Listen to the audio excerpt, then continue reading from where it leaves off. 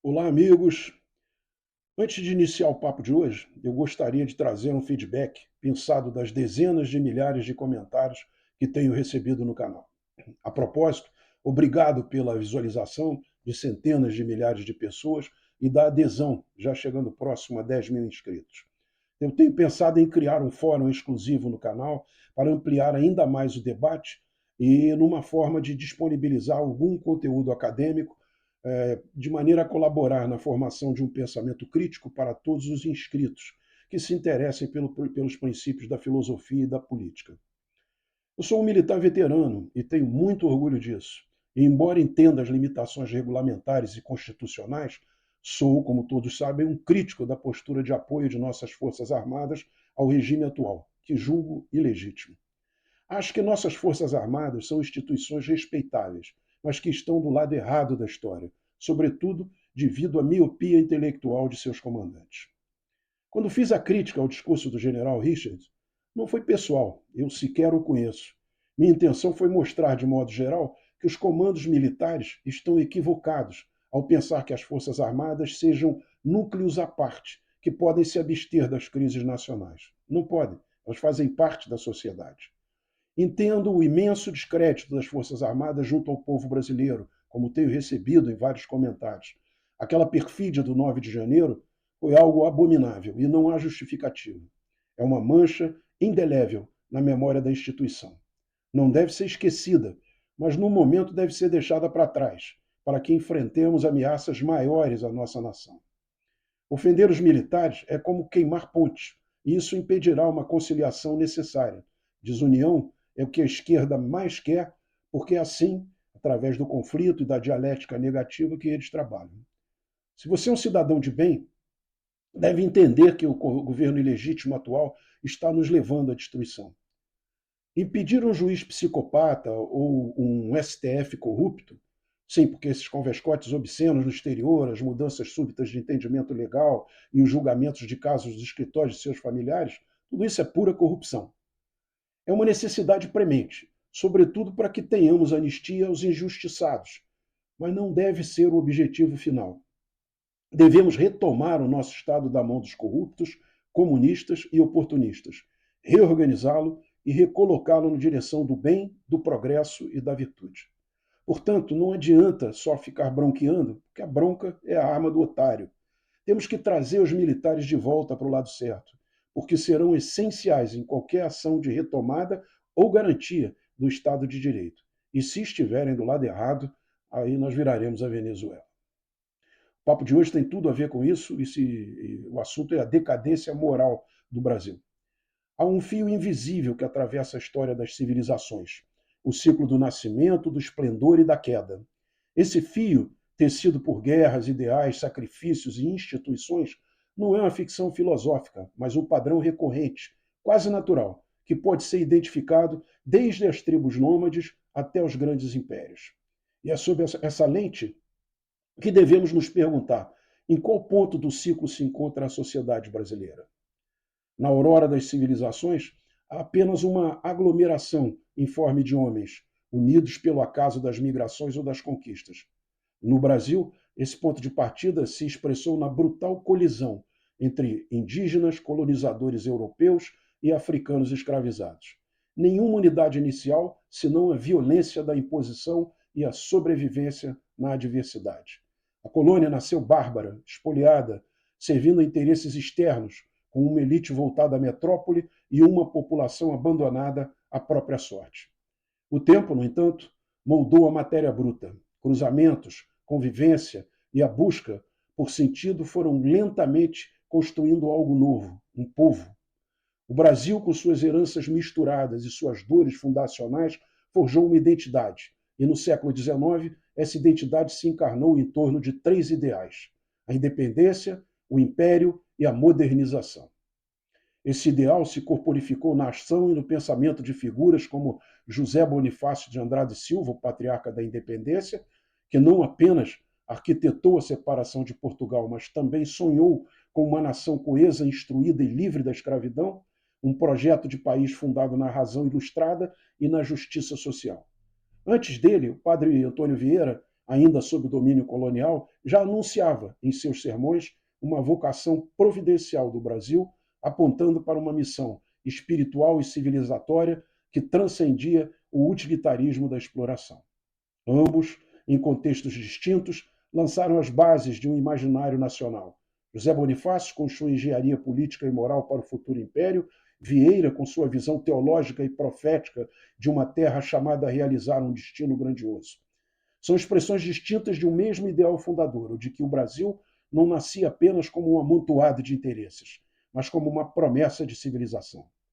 O Brasil do segundo reinado possuía uma elite ilustrada, instituições sólidas para seu tempo, uma ideia de unidade nacional e um projeto de país.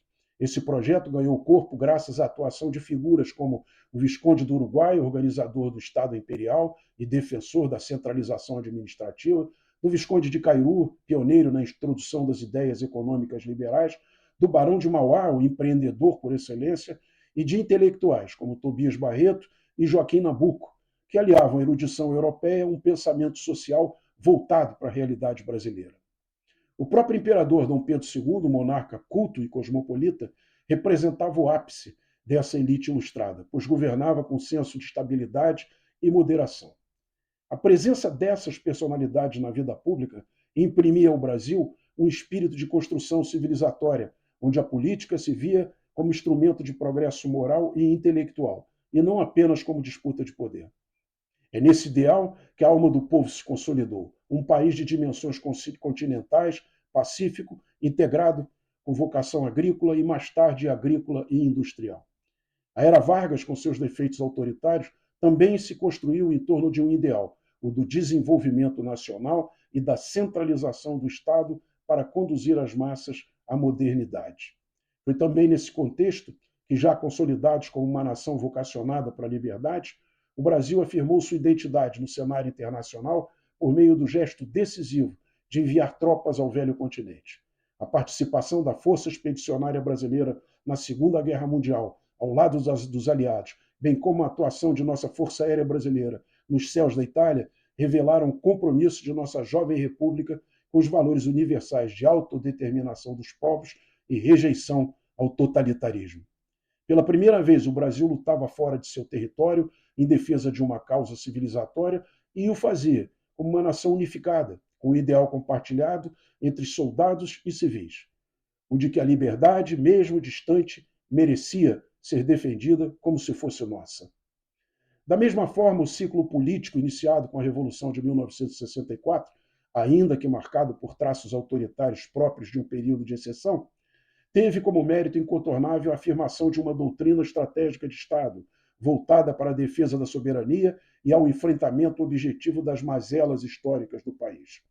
Afastando a ameaça real da anarquia institucional e do expansionismo comunista, que rondava a América Latina sob o manto da Guerra Fria, o regime militar implementou um modelo de planejamento estratégico que, mesmo sob a censura e reações políticas, promoveu saltos expressivos em infraestrutura, segurança energética, integração territorial, telecomunicações, agropecuária e industrialização pesada. Pela primeira vez, o Brasil pareceu ter consciência de si mesmo como projeto civilizatório de longo prazo, com metas, prioridades e coesão estratégica, elementos fundamentais à fase de maturidade de qualquer povo que deseja deixar de ser apenas uma promessa inacabada. Mas o ideal, como ensina a história, não é eterno. No Brasil, ele começa a empalidecer no final do século XX. A redemocratização, embora necessária, foi acompanhada de uma lenta e constante corrosão moral das instituições. A Constituição de 1988 prometia liberdade, igualdade e justiça social, mas o que se viu foi uma hipertrofia do Estado e a proliferação de leis, entraves burocráticos e normas que, sob o pretexto de proteger o cidadão, o tornam cada vez mais impotente. Criou-se a ilusão de liberdade por meio da permissividade, enquanto as liberdades reais de pensamento, de iniciativa, de expressão foram sendo minadas por uma crescente judicialização da vida e pela expansão de um leviatã estatal. A sociedade brasileira, esgotada de ideais, fragmentou-se em tribos, bolhas digitais, movimentos setoriais que pouco dialogam entre si. A coesão se esvaiu. O interesse coletivo foi substituído pelo egoísmo de classe, de grupo ou de indivíduo. O civismo cedeu lugar à conveniência, à virtude à esperteza e à coragem à covardia do conformismo. O Estado, percebendo então a apatia generalizada, ampliou seus tentáculos, passou a legislar sobre tudo, tutela o comportamento, cala a divergência e distribui favores para manter a ilusão de ordem. Vivemos, portanto, o prenúncio da decadência, na ignorância que toma as escolas, na corrupção que corrói as instituições, na indiferença cívica, no culto ao presente imediato e no desprezo por qualquer ideal superior. Falta-nos o sonho comum, a fé em algo maior, o elo invisível entre gerações. A alma da civilização brasileira vacila. Se nada for feito, se não houver um novo ideal capaz de reanimar a alma nacional, o Brasil voltará a ser o que foi no começo: uma multidão, uma aglomeração amorfa de interesses desconexos, governada por um Estado obeso e onipotente, mas sem substância. E bastará uma tempestade, econômica, institucional ou moral, para que o edifício desabe. E talvez essa tempestade já esteja se formando no horizonte, disfarçada sob o verniz de uma crise comercial, mas com raízes profundamente geopolíticas, que é o agravamento das tensões diplomáticas com os Estados Unidos da América, a maior potência do planeta, de quem dependemos para insumos industriais, tecnologia, investimentos e segurança estratégica. Ao flertar com regimes inimigos da ordem ocidental e adotar posturas hostis à tradição democrática americana, o Brasil se arrisca a perder sua posição periférica, mas funcional, no concerto das nações e a ser lançado ao isolamento. Essa fratura pode ser o estopim de um colapso ou, com sorte, a consciência histórica, o gatilho de um novo começo. Crises verdadeiras são aquelas que obrigam a escolha. Ou mergulhamos de vez na irrelevância, ou reencontramos o fio de nossa vocação civilizatória. Não é tarde demais, mas a história não costuma esperar por quem hesita.